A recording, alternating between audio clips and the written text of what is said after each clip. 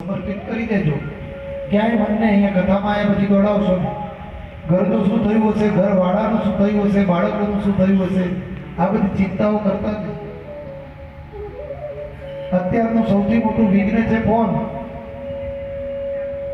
ફોનનું વિઘ્ન આવે તો એને સાયલેન્ટ રાખજો.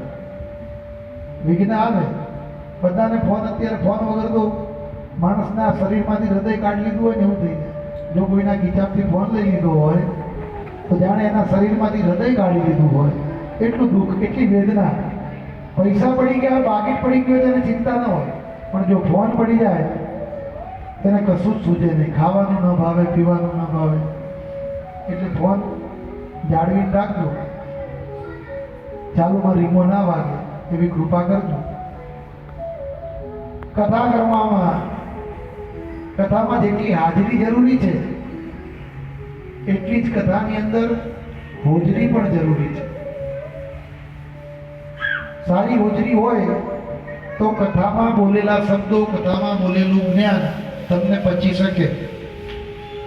બાકી દરેકને આ જ્ઞાન પચે એવું જરૂરી નથી.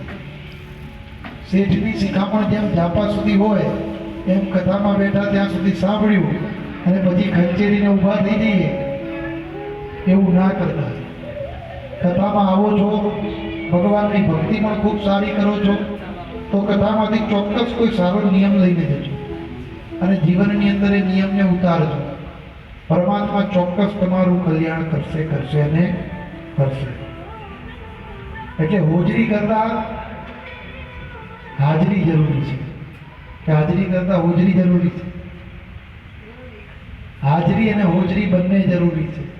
પણ જો હોજરી તમારી સારી હશે ને તો સારું જ્ઞાન પચાવી શકશો, અને હોજરી સારું હોય તો અન્ન પણ સારું પચાવી શકાય. એટલે બંને માટે હોજરી તો જરૂરી જ છે. એટલે હાજરી અને હોજરી બંને ભગવાન મજબૂત રાખે એવી પ્રાર્થના કરો. ક્યાંય તમારો કથામાં દિવસ ન પડે, કોઈ વિઘ્ન ના આવે એવી પરમાત્માને હું પ્રાર્થના કરું. અને કાલે કીધું તું કે આવનાર વ્યક્તિએ દરેકે બબે જણને બાજુમાંથી ઊંઘમાંથી જગાડીને લાવવાના. બરોબર છે? હા, લઈને આવ્યા તમે, સાચી વાત છે, બરોબર છે. પણ બીજા જે નથી લાવ્યા એ લાવજો કાલે. આજે જે ચૂકી ગયા